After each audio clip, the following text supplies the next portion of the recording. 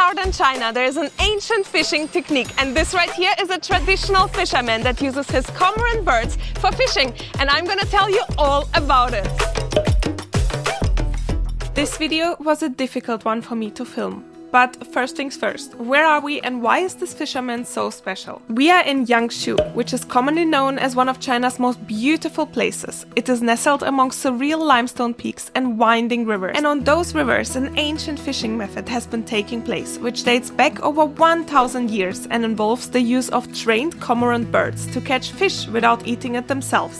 However, as with many other forms of traditional fishing, equally this fishing method is slowly disappearing. Yet it remains a sign of China's rich cultural heritage in such a scenic location. So while I was in Yangshuo, I made it a priority to meet a fisherman in person and learn about cormorant fishing. It wasn't easy to find a fisherman. In fact, I searched through Facebook groups, local recommendations, tour guide booking services, and more to find someone who knew a fisherman. But if it's so difficult, why did I not want to give up this search? See, at the point of the release of this video, it is around a year since I lost my father, and cormorant fishing holds a special memory for me. My father loved to learn about other cultures and places through various travel shows. We liked to watch a particular show together, and in that show, the last episode that we saw together was in Yangshuo at the Li River, where the show's host met with the fishermen and followed them through their fishing day. It was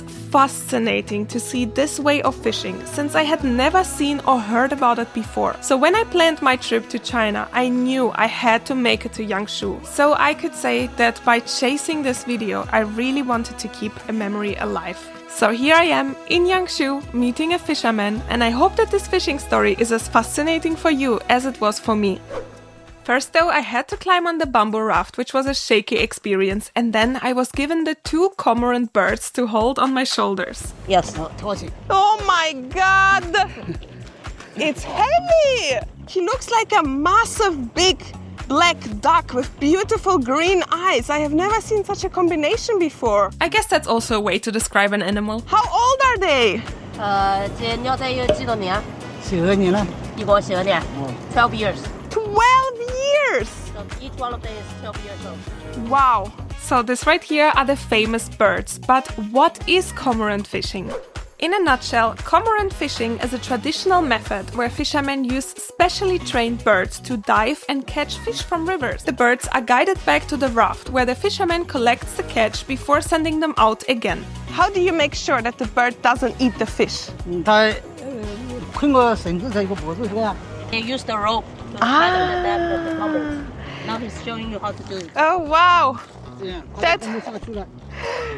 That looks so violent, but I don't think it is. Indeed, the rice hay is gently attached to the bird's neck without harming the bird. See, the fisherman spends a lot of money to buy this bird. In fact, it can be multiple months of their salary. So one thing that we can be sure of is that the fisherman will do nothing to harm its animals. How do you ensure that they stay loyal to you, that they come back to you? The fisherman explains that the birds are like pets. They know their owner and they want to be next to their owner, so they will always come back to them. Also, their sense of smell is very much developed, so they can smell their owner as well. How long does it take you to train the bird from the baby to this, that he can go and work for you, basically? This takes a minimum of 2 years. How do you train him? You take him, how do you make sure that he knows what to do? It's a slow teaching process here, but it starts with the bird accompanying the fisherman on every fishing trip and sitting on the boat with him. It is very much a team process here, in which the bigger bird would teach the little bird how to swim, how to fish, and how to get back to the fisher boat. Knowing this already helps a lot, but I still have lots of questions. Can you tell me more about your actual actions? How do you tell them, go, it's time to go? Here I think it is better if the fisherman shows directly what he does. But in a nutshell, it is a combination of sounds and movements that the fisherman performs to signal to the birds that it is time for fishing. 水头的下漂的，那个一打水，那种哦叫，好多，对，他就潜水去，他就潜下去了。Okay. So if I tell him ho ho now, will he jump? 如果他现在他像你那样子的叫鸟仔会下得来，做不起的，做不平的，他还没听他的话的。Okay, no, he won't, because they will not listen to you. Okay. Listen to him. Smart. My next question was coming from the first question, which was when or how do the birds know that it is time to stop fishing now? And also here there is a very clear structure to things. The fisherman sits down on the boat and waits for the birds to come back to him. They see his sitting down on a boat as a signal for them to stop fishing. Okay, now that we learned a little bit more about the fishing process, let's get to know the fisherman and his thoughts a little bit more. He started doing this when he was 16, right? Yes. And does he think that this is part of the culture that is like now preserved and it's good to have it around here still, that people come and can see this way of fishing? Or how does he feel about it, that this is basically dying out as a way of fishing? I'm being told that back in the day the fishermen used to live on a bigger fishing boat and then were using their bamboo rafts for their daily fishing activities. But when the waters had less and less fish and the fishermen were basically out of work on these rivers, the government decided to help out the fishermen by providing them with land on which they could build their houses and live in a bigger fishing community where fishing was still an activity that the fishermen were doing, but nowadays tourism is equally a big part of their work. I'm also learning that it was difficult to live on the river all the time because you never know the conditions of the water itself and at times it could get dangerous. So nowadays living on land is a different experience, yet one that is very much welcomed. If your kids continue with this way of fishing, what would you feel about it? The fisherman says that his kids work in the city and he prefers it this way. For him, it is a more stable working environment where you can know what to expect of the day ahead. Whereas with fishing, you really never know what the catch of the day might be. He is also quite aware that with him, there is a last generation of fishermen currently there that have this type of knowledge. Well, it's an honor for me to learn about this way of fishing with you now as the last generation of fishermen that are gonna have this way of fishing here. So it's very an honor for me to learn about it. Can I ask you about your vest? What is it that you're wearing? As I'm used to already, the answer with the fisherman is always very visual. Wow! That protects from rain, so that is his raincoat. Wow, it's also very, very warm and it's quite itchy. Oh, okay. Higher, I guess I need to put it.